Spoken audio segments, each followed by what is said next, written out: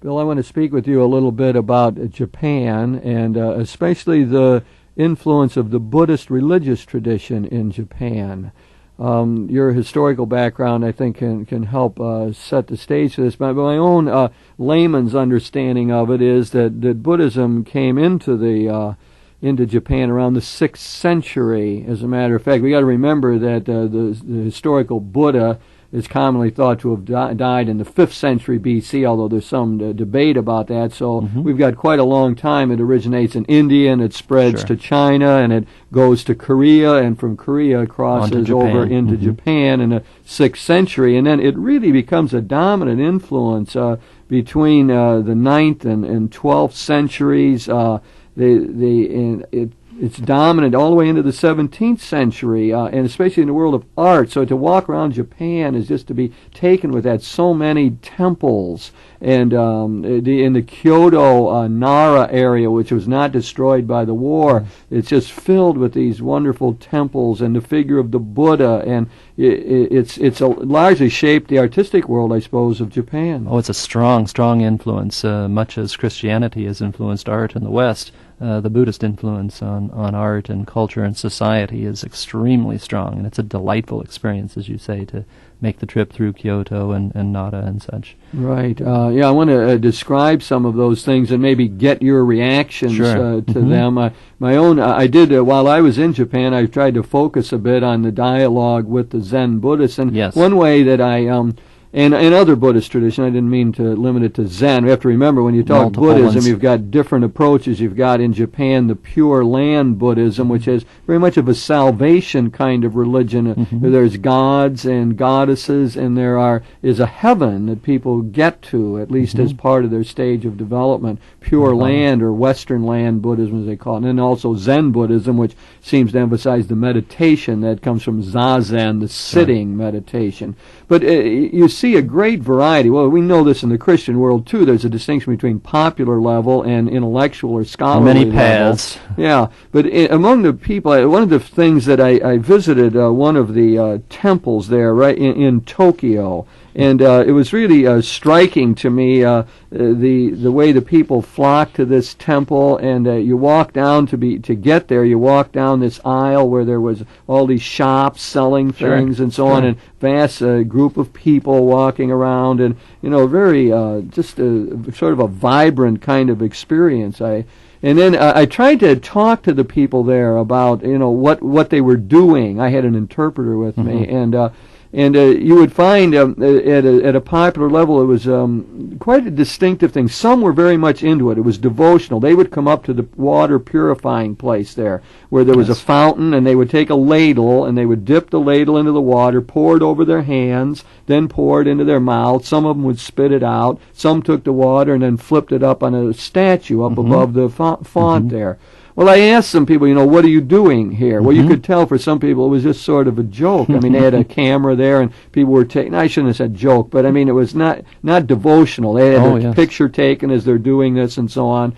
And for other people, it was quite an experience. One young woman told me, well, this is purification for her, purifying herself before she goes into the temple. Couldn't help think about some of our Christian traditions where people dip their hand in a font of baptismal water when they enter the church as a sign of their entering sacred space and so on. You must have found a lot to reflect upon in this experience. I think you're describing a Saksa-Kwannon temple in Tokyo. In Tokyo, yes. And one of the things that you see there is the blending of real life in terms of business interest and religious life. The two are linked together very closely, and so people have the opportunity to buy amulets, to buy special favors, to buy food and drink, and it's all part of a great celebration. It's not separate from, but it's an integral part of the society as a whole.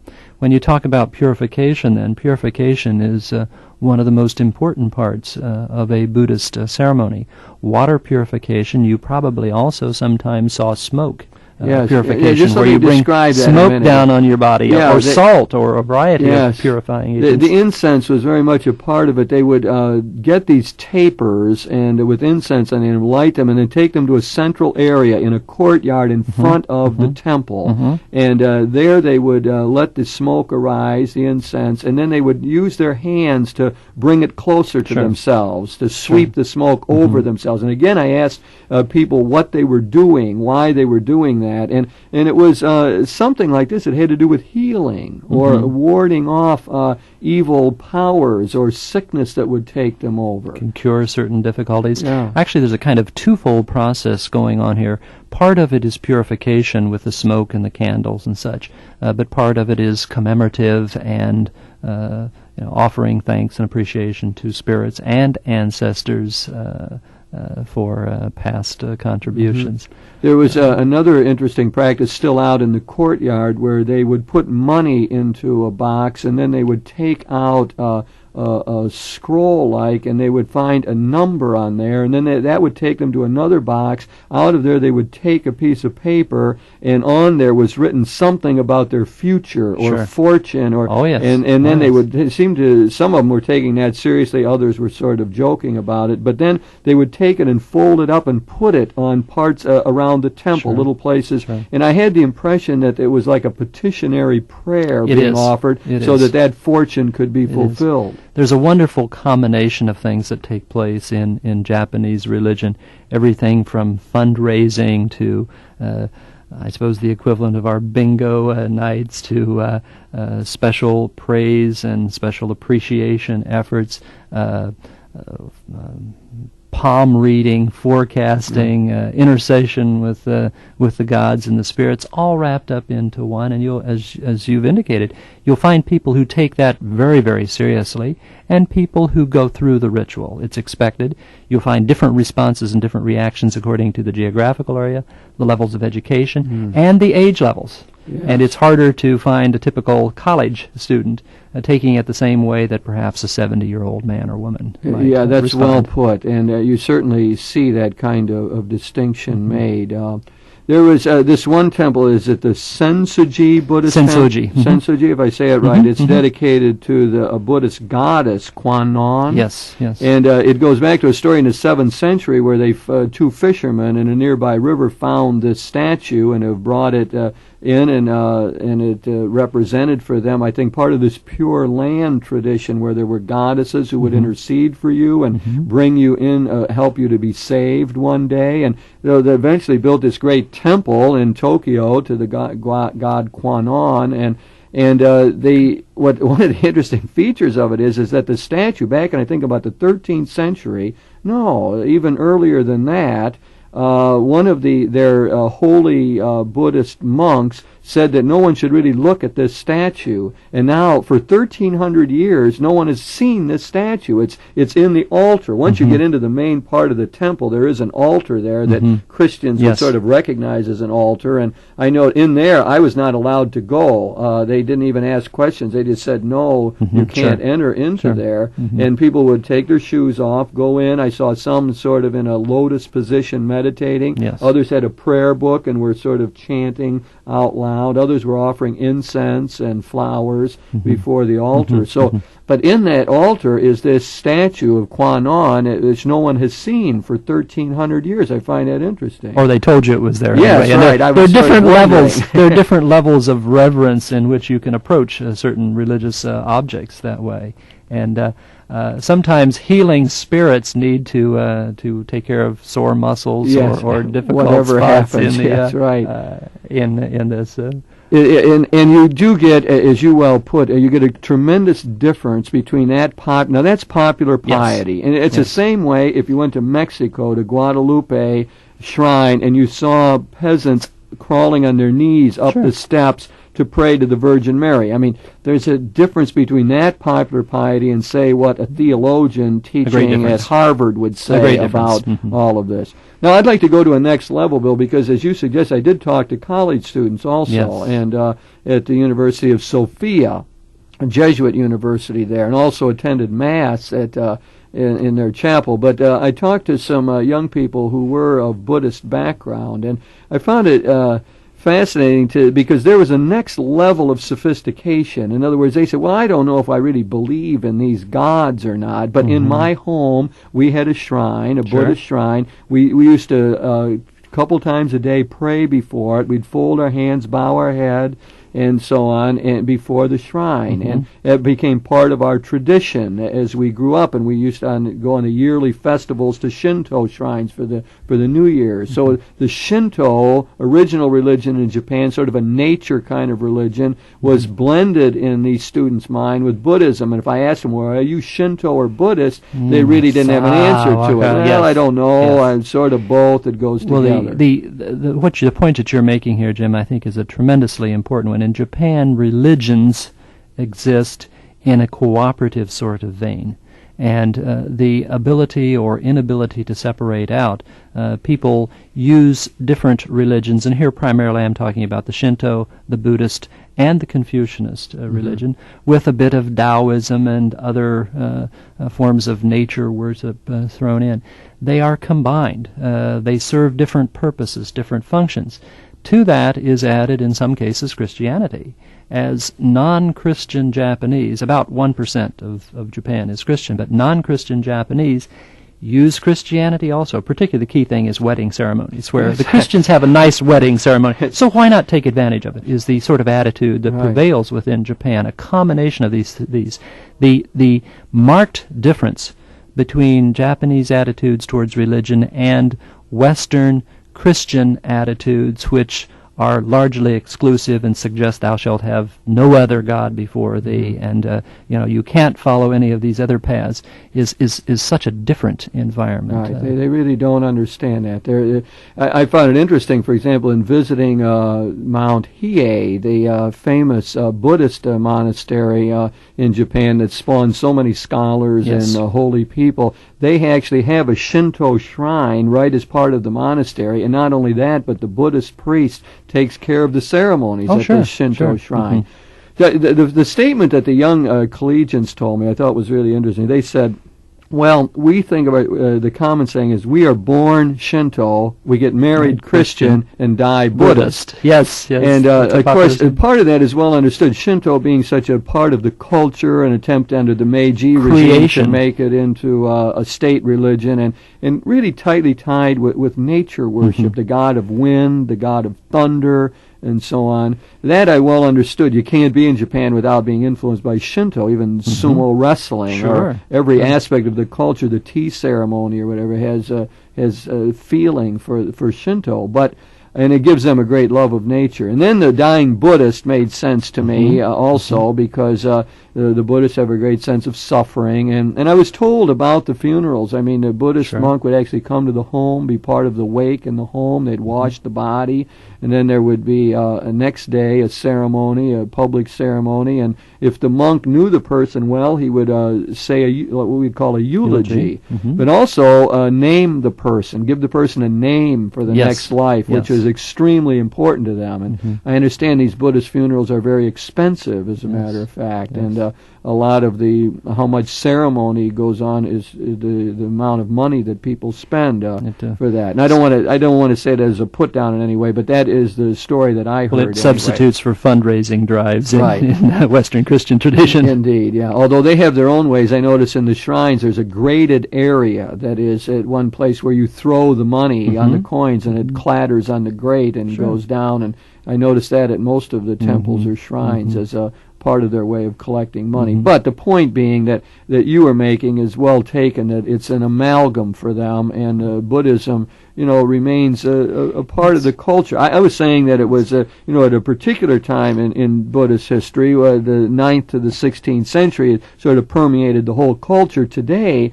you wouldn't have a large percentage of people saying, I'm Buddhist. I think something like 80% of the people say they're not religious, or they don't formally belong to a religion, but it's in the background. It's sort of part of the culture. It's very much there, and it's part of Japanese society. In the last century or so, starting in the mid-19th century, it became very unpopular to express religious conviction. Religion seen as being unscientific, unmodern, a desire to separate from such. But yet, while I see Japan as one of the most secular societies in the world, there is this overlay of religion which influences virtually everyone in society. At mealtimes, for example, before eating, a typical Japanese response is itadakimasu, before we start to eat. That, in a sense, is a kind of prayer. The average Japanese wouldn't say, boy, I'm going to do my religious appreciation here. But that type of thing you find in many parts of society, in Japanese society, religious overlays. Yes, right. It's something sort of undergirding, in a way, much of the culture. A great depth, I believe. Yes, that was my own impression, too. While much of the external rituals seemed to be formalistic, the sense was that there were deep attitudes that have religious bearing, especially in relationship to nature and family ethics. Tremendous appreciation for that. Yeah. So this dialogue with the students was interesting because they were more sophisticated in a sense and weren't so magical in their approaches, but still tinged with that. I also had dialogue with a Buddhist monk on Mount Hiei. It was one of the outstanding parts of my whole trip to Japan, and was set up, and I had an interpreter, and had a wonderful conversation with him in which he explained his own meditation techniques. And in Mount Hiei, which goes way back into earlier Japanese history, the founder set up a regimen for them to become immersed in the life of the monastery, and that included a novitiate in which for 92 straight days they sat in the lotus position and meditated, and they even brought food to them in that position. And one of the monks actually had gone through this 92-day exercise 10 different times in his life. So you find this, great asceticism and so on. And for the monk, the major point is Zen Buddhism as a technique of enlightenment, as meditation. You don't have any of the sense he didn't want to talk about gods or goddesses or Pure Land or getting to heaven. None of that interested him. In fact, he didn't even understand the questions when I asked about God. But he got down on the floor and showed me the posture that he adopts to meditate. Your comments evoke a variety of responses from me, Jim, in that response. First of all, sort of in reverse order, Western religion, I believe, is much more theoretical, much more logic, much more wordy, and as opposed to experience, as opposed to feeling in the Japanese sense. The meditation, the sitting in the lotus position for 92 days is part of a self-discipline. It's hard for those of us who experience muscle cramps to be able to, expect even to appreciate some of that. Then the other aspect, I think, of this, our audience needs to have some idea of the physical surroundings of Mount Hiei. A beautiful mountain forest, scenic. It's one of the most lovely spots in Japan. When I was there was a light skift of snow covering the whole of it, and it produces a very ascetic experience, a tremendous emotional experience.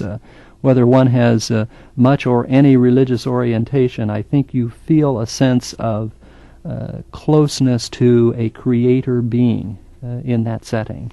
They put their monasteries in beautiful natural surroundings. They cultivate that, and surely a lot of it has to do with creating the sense of emptiness, as they call it, sunyata, if I say it right.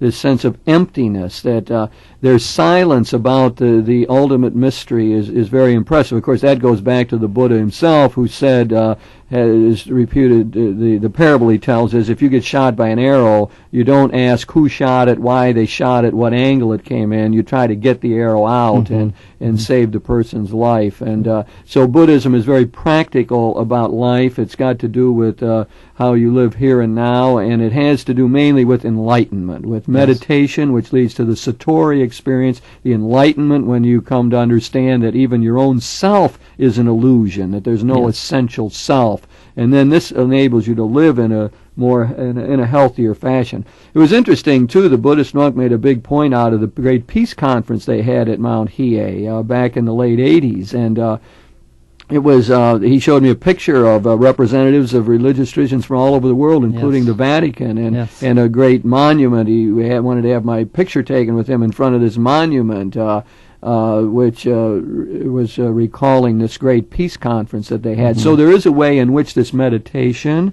and this personal interior serenity, for them at least, is to lead outward, to have a ripple effect into world affairs so that we would move into a more peaceful situation. Just to add a bit of confusion, though, in this process, historically, the Buddhist monks have also played a military role, and being linked to military affairs. As a matter of fact, at one time, Mount Hiei was the focal point of a lot of the warlords gathering there before they swept down.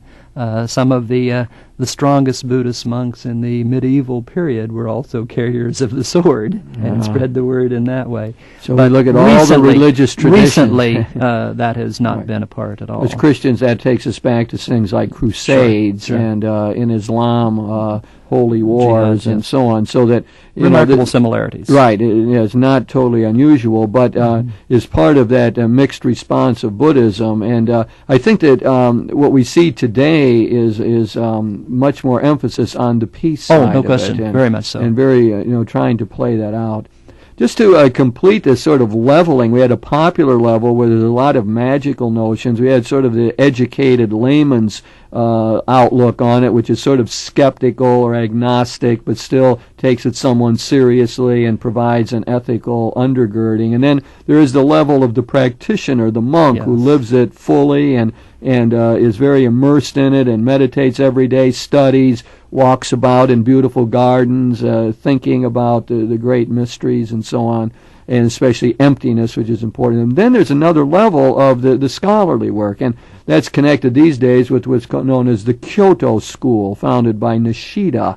And the Kyoto School is very interested in Western dialogue. They've tried to translate a lot of Buddhist ideas into Western concepts, have opened up a dialogue with Western theologians, and part of the dialogue is with a Professor Abe, A-B-E, who's written important articles about it, and they're trying to find ways to look at this Buddhist emptiness or sunyata in a dynamic way so it begins to accord more with what we mean by the Trinity, the dynamic Trinity at work in the world. So question is, can we dialogue about ultimates? I don't want to get into all of that, but it's good to know at least that there is a wing of Buddhism, a scholarly wing that is much more open to the West, and we have a growing dialogue right at this very moment. Well, I think you see that openness coming in lots of fields, and religion is certainly one of them. Surely.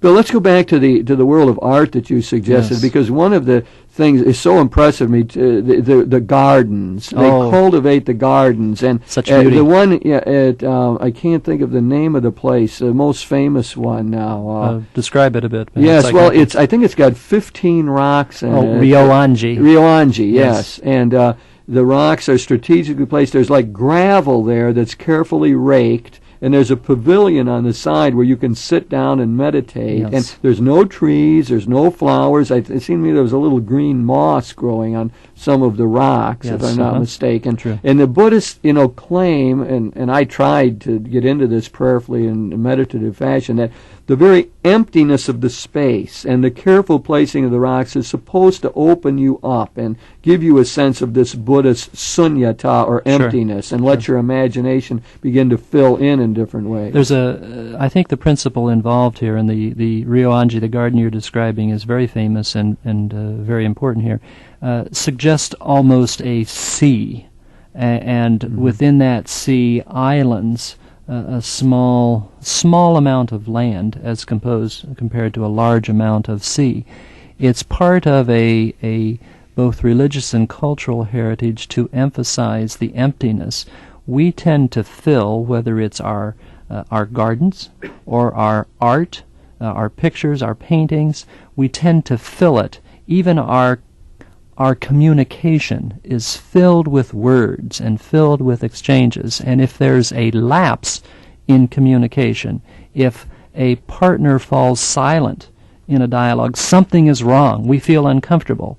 For the Japanese, in a reflective, religious way, that empty garden, that picture that has only maybe an eighth of the canvas covered, the rest a void, if you will, dialogues that take place with great periods of silence. If you watch any of the Japanese more traditional movies, or in Japanese literature, great emphasis is placed upon the emptiness, and people visualize the reader, the viewer, the conversation partner has to work harder.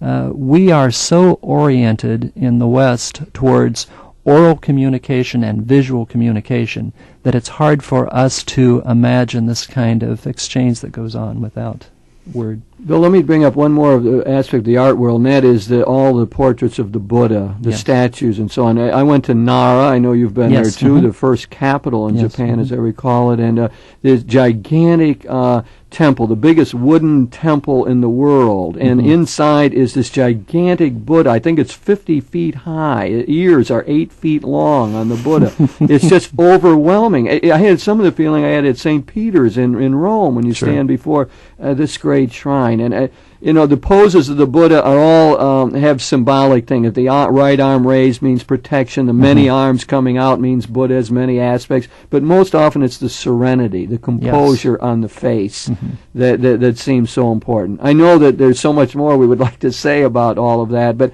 that's the other aspect of the artwork that is so important in Japan. Well, Bill, we've been talking about Japan and Buddhism, and just scratching the surface here. I've been looking at some of my experiences of dealing with the popular level of religion through college students, and my great dialogue with a Buddhist monk, which was influential on me. And you've helped me to put some of that together, it seems, and link it to larger trends within the Japanese mind and in their general psychology. And then there's the world of Buddhist culture and art, which we could talk about, gardens and Buddhas and so much more. But it is a fascinating topic for sure.